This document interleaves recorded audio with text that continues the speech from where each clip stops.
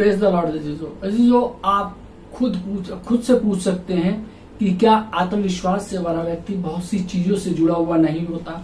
उत्तर है हाँ, यकीनन वे ऐसा करते हैं, पर इसकी वजह डर नहीं है। जिन चीजों में वो शामिल होता है उन्हें पूरा विश्वास होता है कि उन्हें उसमें शामिल होना था। और जब भी हम कोई अच्छा काम इच्छा या आत्मविश्वास के साथ करते हैं तो उसका असर किसी काम को गलत उद्देश्य और डर से करने के बिल्कुल विपरीत में होता है। मेरा अजीजों, परमेश्वर हमारे डरों को समझ जाएगा, पर यदि हमारे विश्वास है कि जो हम कर रहे हैं वो सही है तो वो हमें ताकत देगा। और परमेश्वर पर आत्मविश्वास के साथ हम किसी योजना तक पहुंचेंगे। आपके पास जितनी भी ताकत है उसे डर बहा कर ले जाता है और तनाव की चरम सीमा पर ले जाकर हमको छोड़ देता है। मेरे अजीजों, जबकि आत्मविश्वास और भरोसा वास्तव में आपको ताकत देता है। एक आत्मविश्वास से भरा व्यक्ति कम तनाव में अधिक काम कर सकता है, क्योंकि उसके पास एक प्रकार का आराम है जो भयभीत लोग कभी अनुभव नहीं कर सकते हैं। मेरे अजीजों, यदि हम कुछ काम भयभीत होकर और दबाव के बिना किसी असली मकसद से करते हैं तो उसका परिणाम तनाव और खुशी की कमी होगा। हालांकि हाल ही में यदि आप बहुत तनाव से गुजर रहे हैं तो मैं प्रोत्साहित करना चाहता हूं कि जिस काम को कर रहे हैं आप उसका और साथ उसको करने की वजह की सच्चाई को खोजिए। यदि आप डर की वजह से उसमें शामिल हैं तो अपनी प्राथमिकता को स्पष्ट कर कुछ तनाव को कम कर लीजिए। आपकी प्राथमिकता दूसरों की इच्छा के अनुसार जीकर उन्हें खुश करने की नहीं है। एक ऐसा जीवन जीना जिसमें परमेश्वर खुश हो और एक ऐसा जीवन जिसका आप मजा ले सकें। बहुत से लोग अपने सपनों को पूरा नहीं कर पाते हैं क्योंकि वे डर में जीते हैं। यदि दूसरे शब्दों में कहा जाए तो अपने दिल से काम करने की बजाय वो इस डर से करते हैं कि यदि वे ऐसा नहीं करेंगे तो क्या होगा। किसी को गुस्सा आ जाएगा, या मैं अकेला हो जाऊंगा या अकेली हो जाऊंगी, लोग मेरे बारे में बातें बनाएंगे। मेरा जो समय आ गया है कि आप वह बने जो आप बनना चाहते हैं। अपने सपनों को पाने का सही वक्त आ गया है। परमेश्वर ने आपके दिल में क्या रखा है? क्या आप ऐसा करना चाहते हैं जिसका आपको इंतजार था? मैं विश्वास करता हूं कि परमेश्वर का समय बहुत ही जरूरी है और यकीनन मुझे ऐसा नहीं लगता कि हम मूर्खतापूर्ण कदम उठाएं, पर कुछ लोग इंतजार करने के सिवाय जिंदगी भर कभी कुछ नहीं करते। वे कुछ होने का इंतजार करते हैं जबकि उन्हें कुछ कर दिखाना चाहिए था। जब लोग निराशा और खुद को अधूरापन महसूस करते हैं तो तनाव पैदा होता है। प्रतिदिन की दिनचर्या का पालन करना और हर दिन, सप्ताह, महीने और साल के अंत में ये सोचना होगा कि आप अपने सपनों या लक्ष्य के बिल्कुल करीब नहीं हैं। इससे बड़ी तनाववर्धक बात कुछ हो ही नहीं सकती। परमेश्वर ने हमें अच्छे फल लाने के लिए बनाया है। उसने कहा, फूलों फलों और पृथ्वी में भर जाओ। यदि हम ऐसा नहीं कर रहे हैं तो हम निराश होंगे, हमें निराशा का एहसास होगा। कुछ लोगों को अपने सपनों की पूर्णता का एहसास नहीं होता क्योंकि वे हमेशा जोखिम नहीं उठाते हैं। सुरक्षा जरूरी है, पर अत्यधिक सुरक्षा डर प्रकट करने का दूसरा तरीका है। एक बार एक किसान अपने आंगन में बैठा हुआ था। जब उसका दोस्त उससे मिलने के लिए वहां आया, इस साल तुम्हारे गेहूं की फसल का क्या हाल है? दोस्त ने पूछा। ने कहा, कुछ नहीं। किसान ने जवाब दिया, मैंने लगाया ही नहीं। मुझे डर था कि जंगली पौधे उग जाएंगे और उन्हें नष्ट कर देंगे। ओह ठीक है, तुम्हारा अनाज कैसा है? कुछ नहीं, किसान ने जवाब दिया, मैंने कुछ नहीं लगाया। मुझे डर है कि कोई सारा अनाज खा जाएंगे और उन्हें नष्ट कर देंगे। हाँ तो तुमने इस साल क्या लगाया है? उलझन में पड़े उस मेहमान ने पूछा। कुछ भी नहीं, किसान ने जवाब दिया। मैंने इस बार कोई भी जोखिम नहीं उठाया। जरा सोचिए कि हम कितने सारे उत्पादनों और सेवनों का मजा न ले पाते यदि उनके निर्वाहक अपने सपनों का पीछा करने की बजाय जोखिम न उठाने का निर्णय लेते हैं।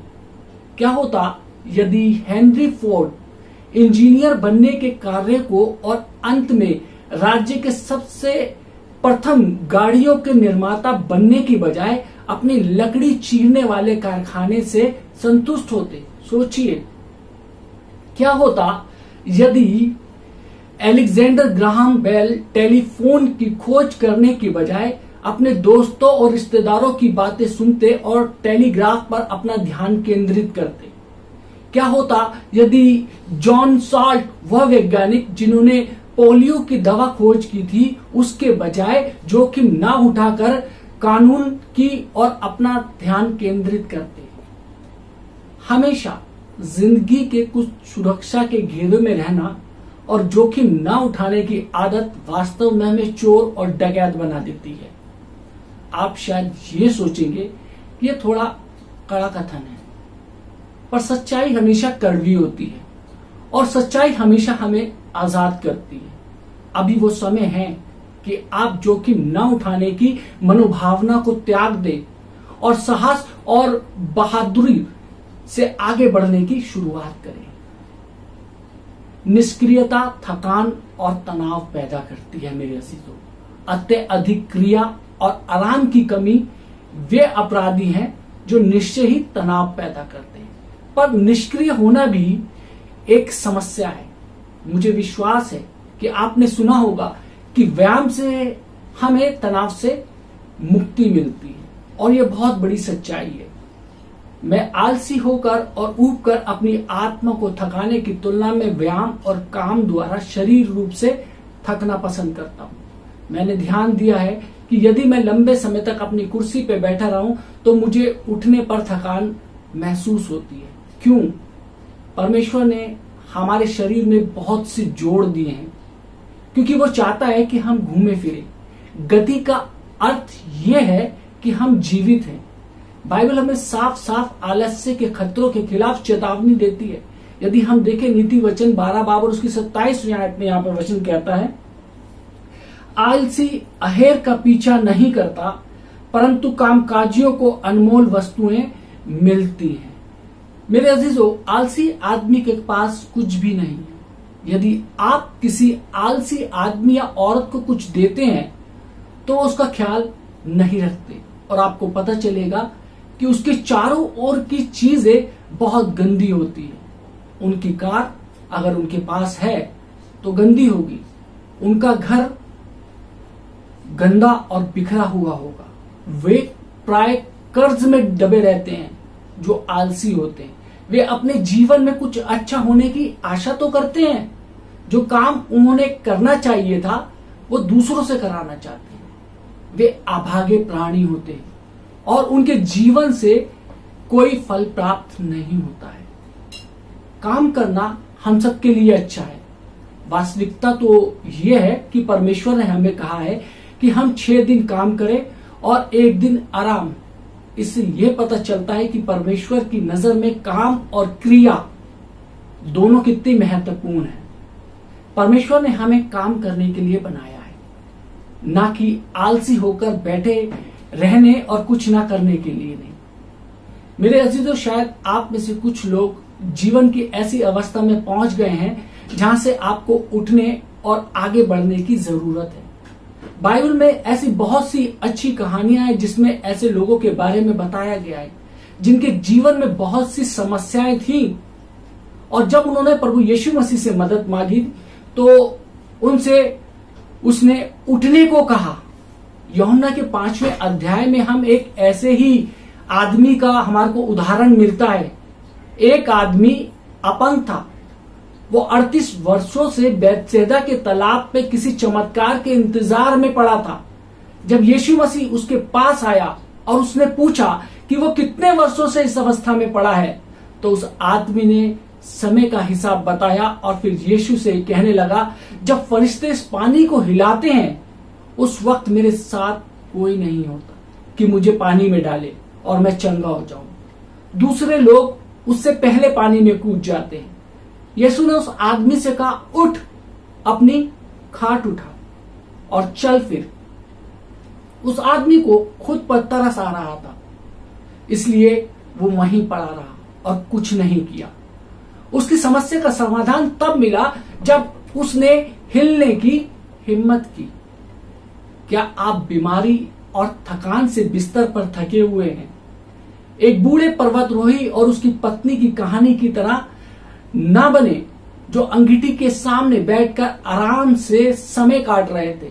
लंबी चुप्पी के बाद पत्नी ने कहा, सुनो, मुझे लगता है कि बरसात हो रही है, उठो बाहर जाओ और देखो। वो बूढ़ा पर्वतारोही एक पल के लिए उस आग की ओर देखकर कहने लगा, क्यों ना हम अपने कुत्ते को बुलाएं और देखें कि वो भीगा तो नहीं है। मेरे अजीजों, बहुत से आलस्य की जड़ भय है। लोग कुछ करने से इतना डरते हैं कि वे कुछ भी नहीं कर पाने की आदत बना लेते हैं। वो आलसी होकर बैठे रहते हैं और उन लोगों से नफरत करते हैं जो ऐसा जीवन जी रहे हैं जिसे वो पसंद करते हैं। वो नाराज हो जाते हैं क्योंकि उनका काम ही नहीं बनता। वो ये जानने में असफल हो जाते हैं कि जब तक वो काम नहीं करेंगे तब तक उनका काम नहीं होगा। यदि आप हर वक्त तनाव में रहते हैं तो तनाव से मुक्ति पाने के लिए आपको बदलना होगा। जब तक आप वही करते रहेंगे जो आप करते आए हैं तो वह आपको नहीं छोड़ेगा। हम कभी भी एक ही काम को बार बार करने के बाद एक अलग परिणाम पाने की आशा नहीं कर सकते हैं।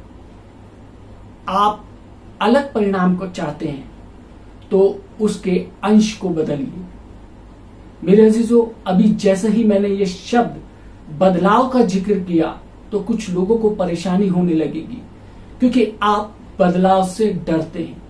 मुझे उन लोगों को देखकर आश्चर्य होता है जो अपना सारा जीवन बदलाव से अप्रभावित रहते हैं, जबकि दूसरे उसमें सफल होते हैं।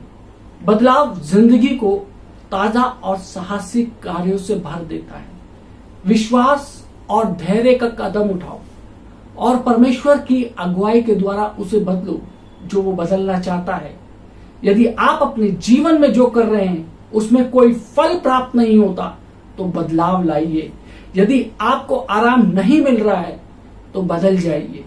यदि आप अपने बच्चों को अनुशासित नहीं कर पा रहे हैं और उनका व्यवहार आपको बहुत तनाव में डाल रहा है तो बदलाव लाइए। यदि आप अपना ख्याल नहीं रख पा रहे हैं तो बदलाव लाइए। यदि आप ऊब गए हैं तो बदलाव लाइए। यदि आपका मित्र आपका फायदा उठा रहा है तो बदलाव लाइए। यदि आपका मित्र आपके साथ धोखा कर रहा है तो आप बदलाव लाइए। यदि हम बदलने से नहीं डरते तो हमें तनाव से मुक्ति मिल सकती है।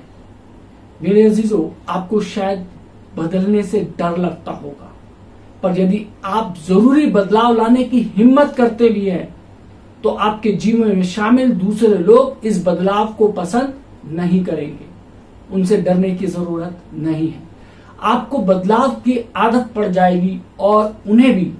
यदि आप कुछ करेंगे ही नहीं तो 1 साल बाद और फिर अगले साल और 10 साल बाद भी आप शिकायत करते रहेंगे और आपको परेशानियों का कोई अंत नहीं होगा। वो समय तो अभी है। साहसिक कदम उठाता है, पर डर निष्क्रियता और टालते रहने की आदत पैदा करता है। चुनाव आपको करना है। शायद अब तक आप वचन सुनते रहे हैं और फिर भी आप खुद के बारे में ये सोच रहे होंगे कि पास्टर विलियम, मैं संकोची और शर्मीला व्यक्ति हूं, मेरा स्वभाव ऐसा ही है, मुझे नहीं लगता कि मैं बदल सकता हूं या बदल सकती हूं।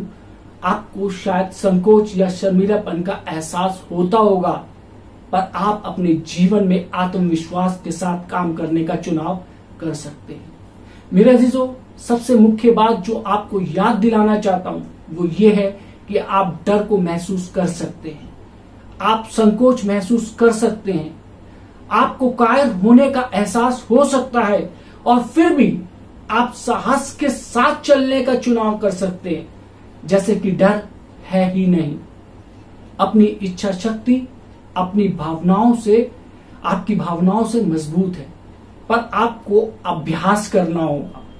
आप उन हजारों लोगों में से एक होंगे जिन्होंने अपनी भावनाओं को खूब खिलाया पिलाया होगा, जिसकी वजह से आज वो आपको नियंत्रित कर रही है। जैसे आप परमेश्वर से मदद के लिए कहते हैं और अपनी इच्छा शक्ति को अपनी भावनाओं के विरुद्ध अभ्यास करते हैं, तो आपका काम आसान हो जाएगा। और जिस प्रकार का व्यक्ति आप बनना चाहते हैं, वो बनना भी आसान हो जाएगा। जब आपके साथ बुरा बर्ताव हो, तो विश्वास के मार्ग में चलें और परमेश्वर के बदले का इंतजार करने के लिए सच्चे साहस और हिम्मत की जरूरत पड़ती है। मैंने सोचा था कि साहस में ऐसा काम करने की योग्यता नहीं है। एक सच्चे व्यक्ति के लिए सच कहना ही बेहतर है, और कहा, मुझे डर तो लग रहा है, पर मैं डर के साथ ये काम करने वाला हूं। ना कि छल करना कि उसे डर नहीं। वास्तव में साहसी व्यक्ति ना सिर्फ साहस के साथ कदम बढ़ा सकता है, पर जरूरत पड़ने पर, इंतजार करने पर साहस भी उसमें होता है। मेरे अजीजों, यदि आपके जीवन के अंदर बदलाव नहीं है, तो यह आपके जीवन के लिए खतरे की घंटी है। आज हम देखते हैं, आज से कुछ साल पहले जब हम नजर डालते हैं अपने बीते हुए कल के ऊपर, जब हम मोबाइल फोन के ऊपर ध्यान देते हैं, तो सबसे नंबर 1 कंपनी जो होती थी उस समय नोकिया होती थी।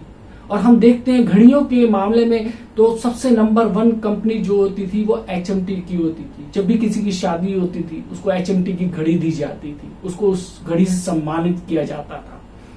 नोकिया फोन जिसके पास होता था वो बहुत ही अच्छा व्यक्ति माना जाता था। लेकिन आज वक्त के साथ साथ इन दोनों कंपनियों का कोई अता और पता नहीं है। ये शायद गुम हो गई, खो गई। क्यों? क्योंकि इन्होंने बदलाव नहीं किया। मेरे अजीजों, यदि आप अपने जीवन के अंदर बदलाव नहीं करेंगे, तो आप भी कहीं गुम हो जाएंगे, कहीं खो जाएंगे। जीवन में बदलाव जरूरी है। परमेश्वर चाहता है कि आप आनंदमय जीवन जिए। परमेश्वर आप सबको आशीष दे। आमीन। आइए हम दुआ मांगे।